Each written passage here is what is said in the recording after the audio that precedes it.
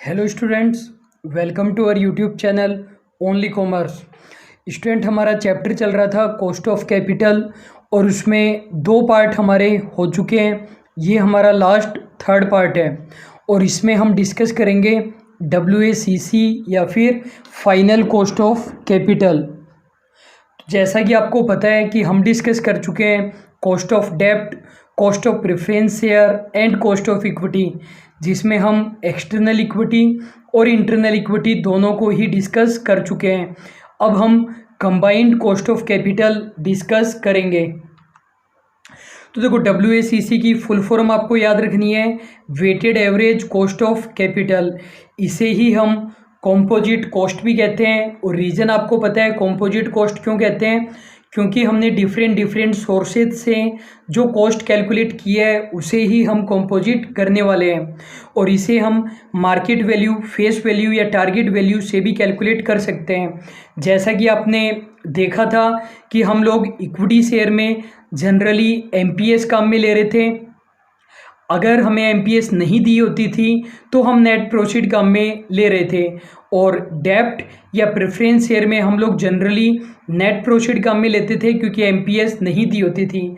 इसी तरीके से यहाँ पर भी हम मार्केट वैल्यू, फेस वैल्यू या टारगेट वैल्यू का मतलब जो भी क्वेश्चन हमें बताएं उसके बेसिस पर कैलकुलेट कर सकते हैं। तो स्टूडेंट, फॉर्मूला क्या होगा या कैसे हम कैलकुलेट करेंगे ये आप बाद में देखना। डायरेक्टली जो मैं लिख रहा हूँ वो आप लोग देखते रहना, इससे आपको ज़्यादा अच्छे से समझ में आएगा। मान लीजिए कि आपने टोटल 20 लाख रुपीज़ का लोन ले रखा है। जो मैं बोल रहा हूँ उसको आप ध्यान से सुनना, इससे आपको ज़्यादा अच्छे से समझ में आएगा। मान लीजिए कि आपने टोटल 20 लाख रुपए का लोन लिया हुआ है। और 20 लाख रुपए का लोन कैसे लिया हुआ है? 10 लाख रुपए का लोन मिस्टर फ्रेंड 1 से लिया हुआ है। बाकी के 5 लाख रुपए का लोन आपने दूसरे फ्रेंड से लिया हुआ है। और बाकी के 5 लाख रुपए का लोन आपने तीसरे फ्रेंड से लिया हुआ है। जो पहला फ्रेंड है उसने आपको लोन दिया है 11% की इंटरेस्ट रेट पर दिया है। जो आपका सेकंड फ्रेंड है उसने आपको 9% की इंटरेस्ट रेट पर लोन दिया है। और जो तीसरा फ्रेंड है आपका, उसने आपको 6% की इंटरेस्ट रेट पर लोन दिया है। हमने पार्ट 1 में भी स्टार्टिंग में एक ऐसा ही एग्जाम्पल डिस्कस किया था, क्योंकि तब भी मैंने आपको WACC ही समझाया था। तो आपने टोटल 20 लाख रुपीज़ का लोन लिया हुआ है और टोटल 3 फ्रेंड से लोन लिया हुआ है। फ्रेंड 1 से 11 लाख रुपीज़ का, सेकंड फ्रेंड से 9 लाख रुपीज़ का, और थर्ड फ्रेंड से, पहले फ्रेंड से 10 लाख रुपए का, दूसरे फ्रेंड से भी 5 लाख का, और तीसरे फ्रेंड से भी 5 लाख का। पहला फ्रेंड आपको 11% इंटरेस्ट रेट पर लोन दिया है, second friend 9% interest rate charge कर रहा है, और तीसरा फ्रेंड 6% इंटरेस्ट रेट चार्ज कर रहा है। मैं आपसे ये जानना चाहता हूँ कि ओवरऑल आपको कितनी कॉस्ट पड़ रही है, ये मेरा क्वेश्चन है। तो देखो, कुछ स्टूडेंट तो क्या करते हैं, डायरेक्टली आंसर बता देते हैं कि 11 आएगा क्योंकि यही सबसे ज़्यादा रेट है और हमें कम से कम इतना तो कमाना ही है।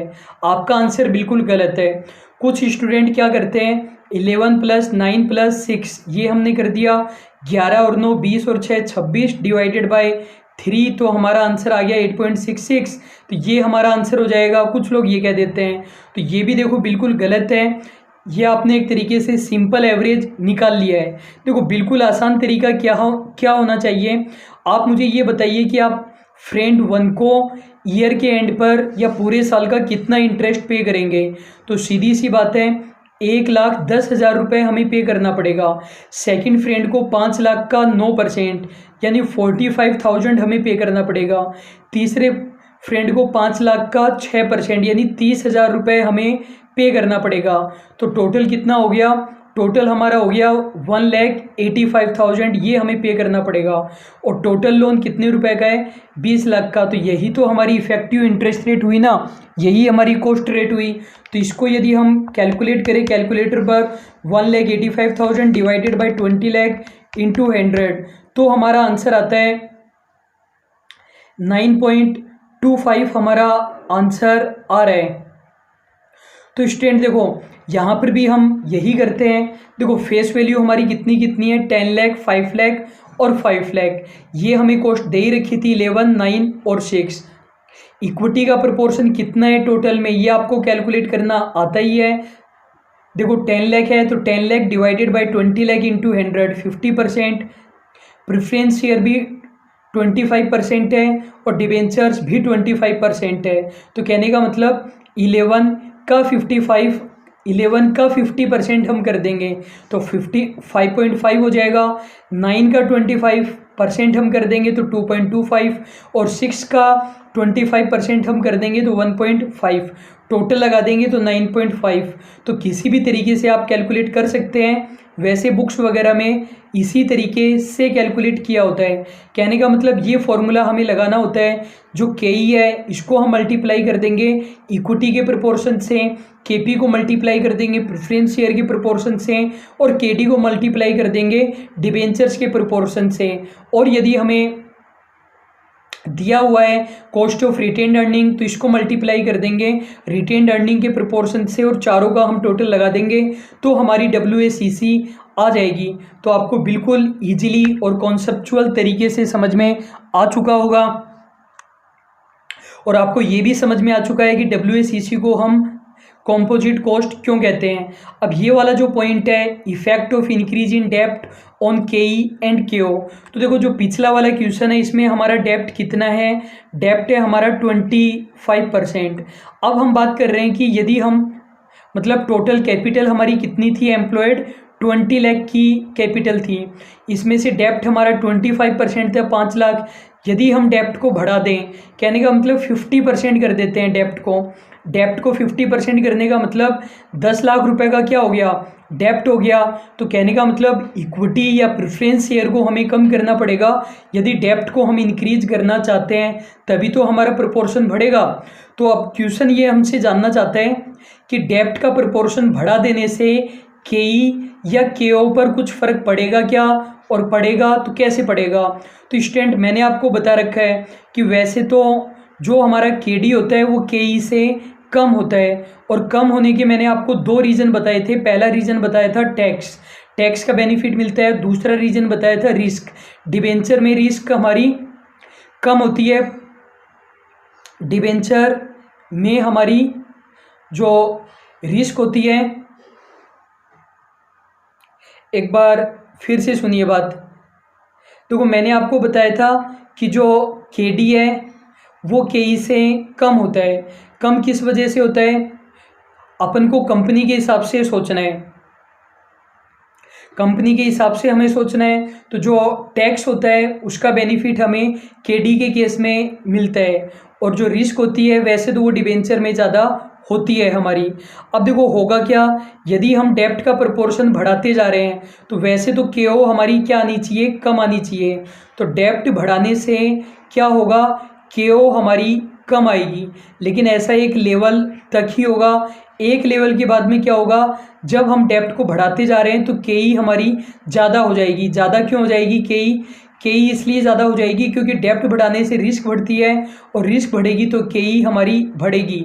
तो एक लेवल के बाद में डेप्ट बढ़ाने पर KE बढ़ेगी और जो नया डेप्ट हम लेंगे वो डेप्ट भी महंगा मिलेगा। एक तो आप एक ऐसे पर्सन को लोन दे रहे हो जिसके पास लोन नहीं है और एक ऐसे पर्सन को लोन दो जिसने ऑलरेडी काफ़ी लोन ले लिया है, तो KE भी बढ़ गई, KD भी बढ़ गई एक लेवल के बाद डेप्ट बढ़ाने पर। अब ये जब दोनों बढ़ गई तो KO तो हमारी बढ़ेगी ना। देखो जब 11% भी हमारा ज़्यादा हो जाता है और ये जो 6% वाली चीज़ है ये भी ज़्यादा हो जाए तो ओवरऑल भी तो हमारा ज़्यादा ही आएगा ना।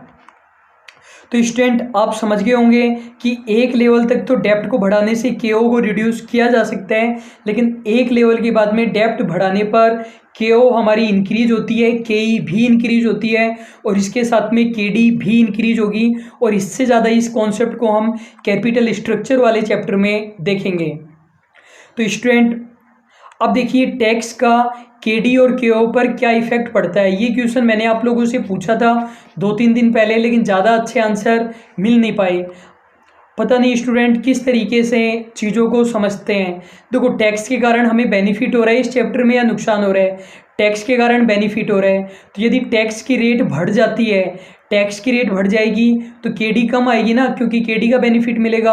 और जब केडी कम आ रही है, देखो सीधी सी बात है, जब एक प्रपोर्शन भी कम हो जाए, अगर यहाँ पर मैं 6 की बजाय 3 कर दूँ, 3% कर दूँ, तो ओवरऑल हमारी कॉस्ट ऑफ कैपिटल कम आएगी ना। तो जब टैक्स रेट ज़्यादा होती है तो केडी भी कम आएगा, केओ भी कम आएगा, और टैक्स रेट कम हो जाए तो केडी और केओ ज़्यादा होगा। कहने का मतलब इन्वर्स रिलेशनशिप हो जाएगा।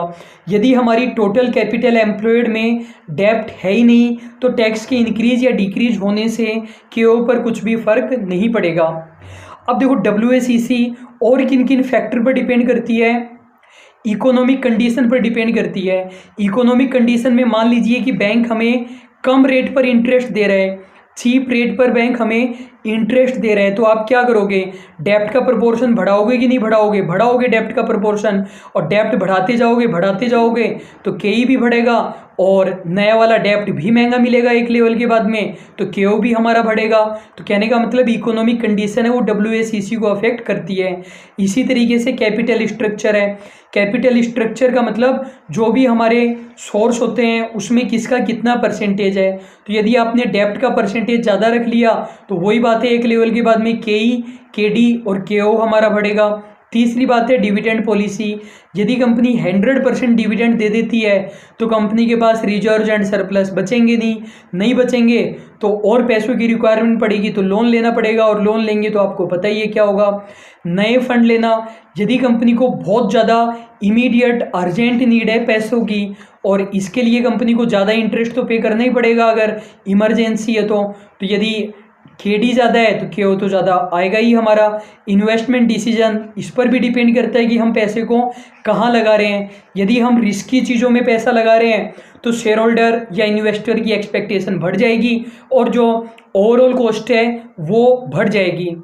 स्टूडेंट क्वेश्चन है हमारा, cost of capital from all the sources of funds is called specific cost, composite cost, implicit cost, simple average cost. तो हमारा आंसर आ जाएगा कंपोजिट कॉस्ट। नेक्स्ट हमारा क्वेश्चन है, which one is more appropriate cost of retained earning. Retained earning की cost निकालने के लिए क्या ज़्यादा सही है, WACC, opportunity cost, expected rate of return by the investor, none of the above. तो ये क्वेश्चन रिपीट हो चुका है, मैंने आपको बताया था। वैसे तो ये दोनों सही है लेकिन ज़्यादा सही है हमारा अपॉर्चुनिटी कॉस्ट।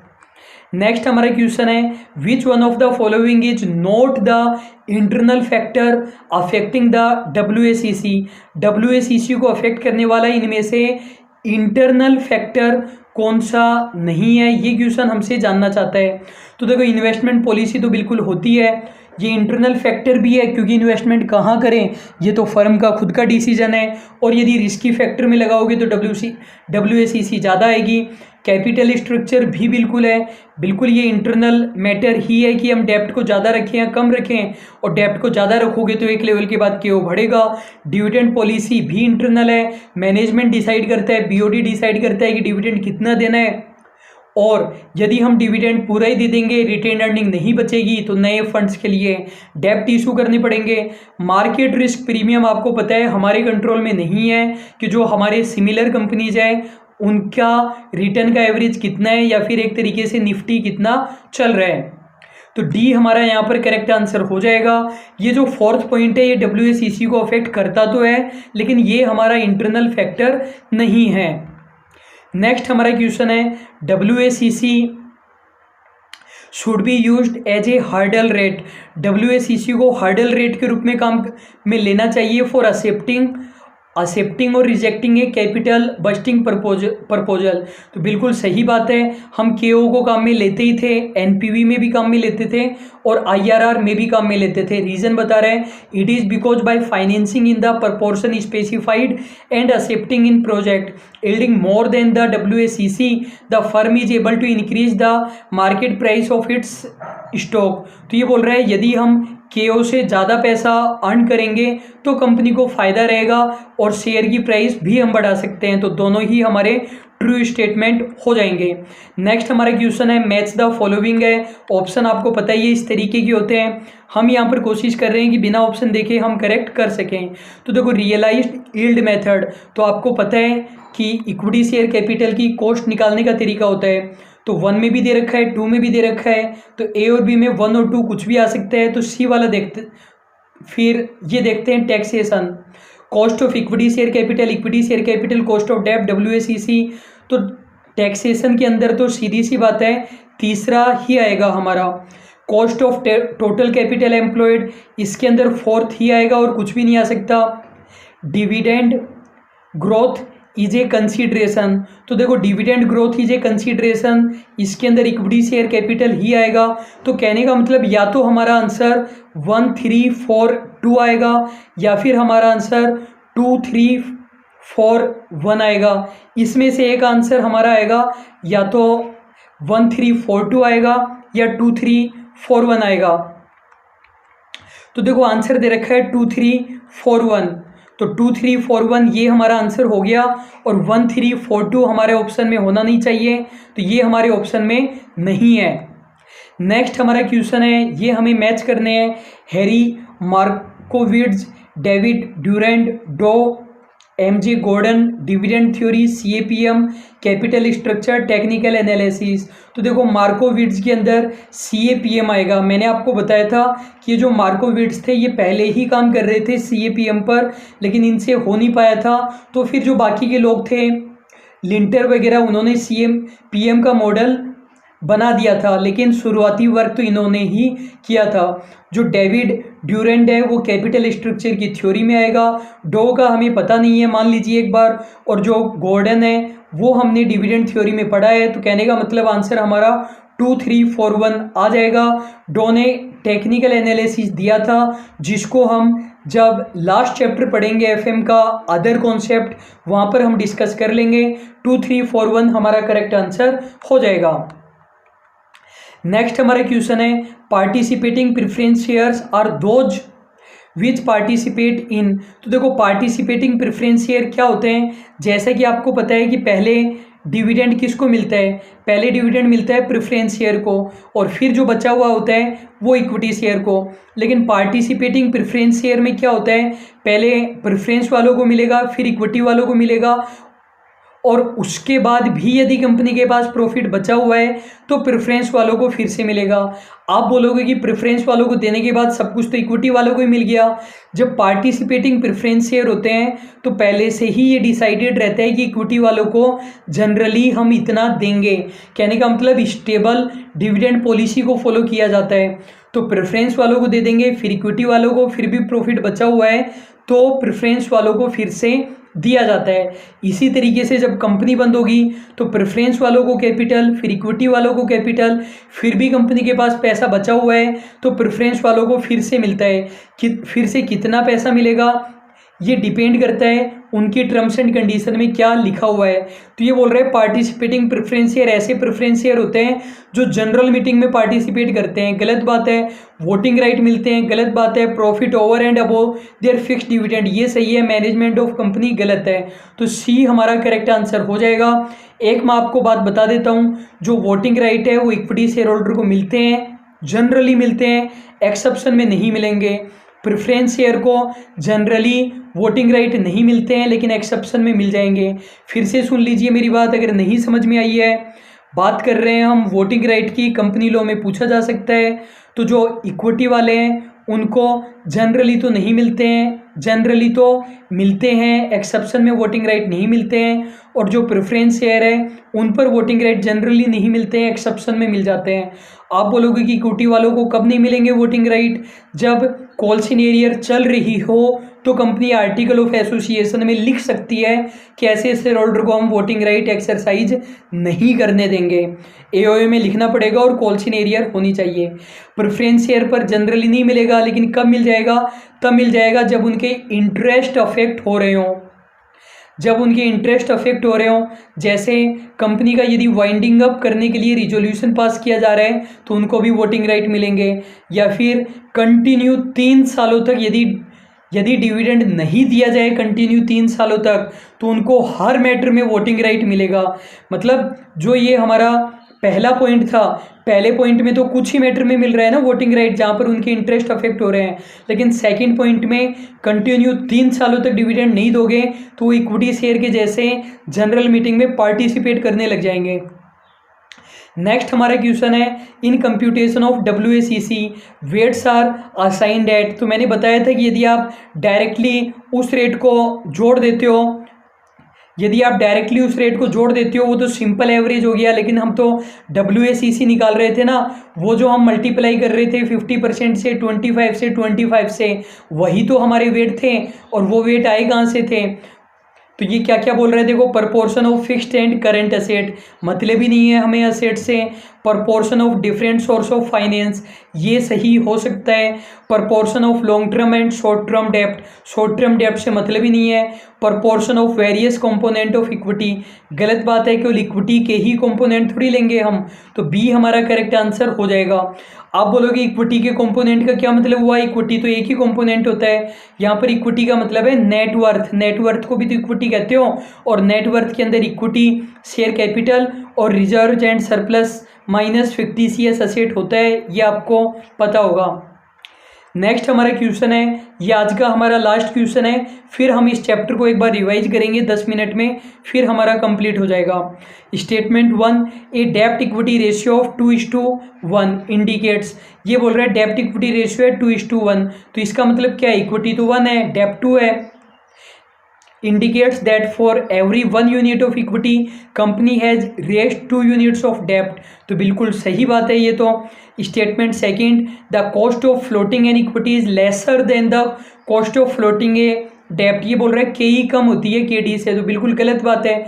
के तो ज़्यादा होती है, वहाँ पर रिस्क ज़्यादा होती है हमारी। तो देखो पहला स्टेटमेंट हमारा करेक्ट था, सेकंड स्टेटमेंट हमारा रॉन्ग है।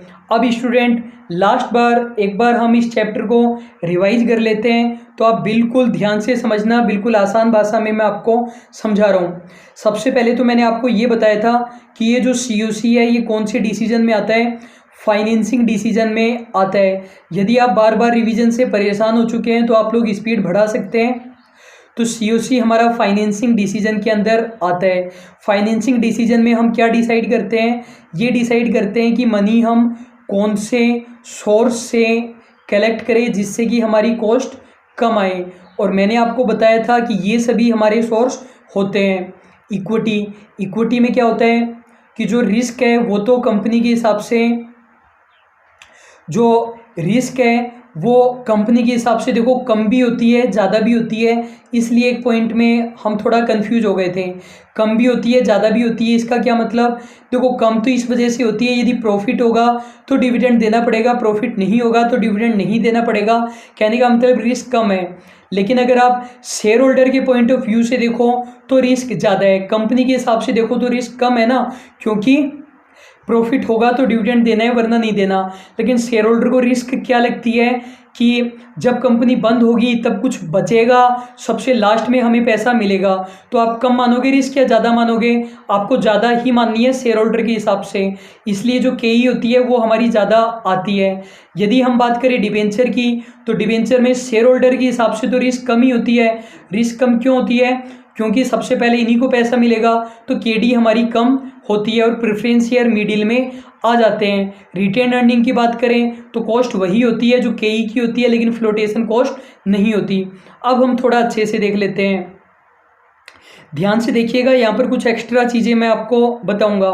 यदि डिबेंचर इरिडीमेबल है या परपेचुअल है तो डिपेंड करता है कि हम नए शेयर इशू कर रहे हैं या फिर पुराने शेयर है। यदि हमारे नए शेयर हैं तो फॉर्मूला हो जाएगा interest divided by net proceed into 100, लेकिन इंटरेस्ट में से आप टैक्स जरूर लेस कर देना। और यदि पुराने वाले हैं तो इंटरेस्ट में से टैक्स तो घटाना ही है, डिवाइडेड बाय हमें मार्केट प्राइस इंटू 100 कर देना है। अब कुछ स्टूडेंट ये बेवकूफ़ी वाला क्वेश्चन पूछ सकते हैं कि I माइनस टी नहीं करते हैं, I को तो मल्टीप्लाई करना पड़ता है 1 माइनस टी से। एक ही बात है, यदि आप एक से चाहे ये करो चाहे वो करो एक ही बात पड़ेगी। जब मैंने केवल T लिखा है तो उसका मतलब एक तरीके से 40% हो गया, और 1 माइनस टी कर रहे हो तो उससे भी एक ही बात निकलेगी आपकी। और जो कॉस्ट ऑफ, यदि रिडीमेबल की बात करें तो रिडीमेबल वाले को भी हम डिवाइड कर सकते हैं न्यू में और ओल्ड में। न्यू की अगर हम बात करें तो I माइनस टैक्स हो जाएगा प्लस रिडम्पशन वैल्यू माइनस जो हमारी नेट प्रोसीड थी, इनको हमें N से डिवाइड करना है। और आरवी और एनपी को जोड़कर 2 से डिवाइड करना है, ये हो जाएगा। और यदि ओल्ड वाला हो तो जहाँ जहाँ पर एनपी काम में लिया है वहाँ पर हमारा एमपीएस हो जाएगा। कॉस्ट ऑफ प्रेफरेंस शेयर की बात करें तो वैसे तो रिडीमेबल ही होते हैं, इरिडीमेबल के लिए कौन सा सेक्शन हमें मना करता था? कंपनीज एक्ट का सेक्शन 55 हमें मना करता था। प्रेफरेंस शेयर का मैक्सिमम रिडम्पशन पीरियड कितना हो सकता है? 20 ईयर्स। एक्सेप्शन में कितना हो सकता है? 30 साल। 30 साल के लिए कितनी कंडीशन? 2 कंडीशन। पहली कंडीशन क्या थी? कंपनी जो पैसा कलेक्ट कर रही है वो इंफ्रास्ट्रक्चर के लिए कर रही है, और 21st ईयर से ऑप्शन देगी प्रेफरेंस शेयर होल्डर को कि आप चाहो तो 10% का रिडम्पशन हम कर सकते हैं। ये चीज़ें यहाँ पर तो नहीं पूछेगा, लेकिन कंपनी लॉ में आपसे पूछा जा सकता है। अच्छे पॉइंट्स है, आपको देखने चाहिए। तो इसी तरीके से हम कैलकुलेट कर सकते हैं। क्वेश्चन में कई बार इरिडीमेबल प्रेफरेंस शेयर भी दे देता है, तो भी आप कैलकुलेट कर लोगे। बस इंटरेस्ट की जगह डिविडेंड हो जाएगा और टैक्स लेस कर मत देना। कॉस्ट ऑफ इक्विटी की बात करें तो एक्सटर्नल और इंटरनल। जो एक्सटर्नल है उसका मतलब शेयर हमने इशू करके पैसा कलेक्ट किया है, चाहे अभी किया हो चाहे पहले किया हो। और इंटरनल इक्विटी की बात करें तो वो हमारी रिटेन्ड अर्निंग होती है। रिटेन्ड अर्निंग कैसे कैलकुलेट करोगे? जैसे हम एक्सटर्नल इक्विटी की कैलकुलेट करते हैं इन 5 मेथड से, उसी तरीके से आप कर लेना। लेकिन ध्यान रखना, जब न्यू इशू होता है तो आप नेट प्रोसीड काम में लेते हो, उसमें से फ्लोटेशन कॉस्ट लेस मत कर देना रिटेन्ड अर्निंग में। और ये जो एक्सटर्नल इक्विटी के हमारे मेथड है बिल्कुल ही आसान है। पहले मेथड में हम क्या करते हैं? DPS upon MPS into 100। Second वाले में हम क्या करते थे? EPS upon MPS into 100। Third वाले में हम क्या करते थे? वही डीपीएस अपॉन एमपीएस इंटू 100 करना है, लेकिन डीपीएस हमें नेक्स्ट ईयर का लेना है और ग्रोथ रेट हमें जोड़ देनी है। सीएपीएम में हमें क्या करना है? जो रिस्क फ्री रेट है वो तो हमें लेना ही है, और क्या जोड़ देना है? जो आरएम माइनस आरएफ है उसको बीटा से मल्टीप्लाई करके जोड़ देना है। और रियलाइज्ड यील्ड मेथड में हम आईआरआर कैलकुलेट करते हैं। कंपनी के लिए करते हैं या फिर शेयर होल्डर के लिए? शेयर होल्डर के लिए करते हैं। आईआरआर क्या होती है? आईआरआर वो रेट है जिससे परजेंट वैल्यू ऑफ इनफ्लो और परजेंट वैल्यू ऑफ आउटफ्लो हमारी बराबर होती है। इनफ्लो में क्या क्या आएगा? जो शेयर होल्डर को डिविडेंड मिला है और शेयर होल्डर ने शेयर बेच दिए हैं तो सेलिंग प्राइस। और आउटफ्लो में क्या आएगा? शेयर की परचेज प्राइस। तो आई होप आपको ये समझ में आ चुका है। और WACC तो बिल्कुल आसान है। WACC कैसे निकलेगा? KD आपने कैलकुलेट कर लिया, KP आपने कैलकुलेट कर लिया, KE कर लिया और KR कर लिया। KD को मल्टीप्लाई कर देना KD के प्रोपोर्शन से, ऐसे ही KP को प्रेफरेंस शेयर के प्रोपोर्शन से, KE को इक्विटी शेयर के प्रोपोर्शन से और KR को इसके प्रोपोर्शन से। उसके बाद जो भी आए उनका टोटल लगा देना, आंसर हमारा आ जाएगा। तो स्टूडेंट ये बस इतना सा ही चैप्टर था। यदि आपको ये लास्ट के 5 मिनट की चीज़ें समझ में आ चुकी है तो कहने का मतलब हमारे ये लगभग 3 घंटे की मेहनत हमारी सफल हो चुकी है, वरना काफ़ी टाइम हमारा और आपका ख़राब हो चुका है। तो स्टूडेंट अभी के लिए बस इतना ही। यदि आपको अच्छा लगा है चैप्टर तो लाइक कर दीजिए और अपने फ्रेंड्स को ज़रूर रिकमेंड कीजिए। कोर्सेज पूरा कोर्स परचेज करने की ज़रूरत नहीं है, सब्जेक्ट वाइज परचेज कीजिए। इससे मैं भी आपको बढ़िया क्वालिटी दे पाऊँगा और आप भी बढ़िया क्वालिटी ले पाओगे। अभी के लिए बस इतना ही। Thank you so much.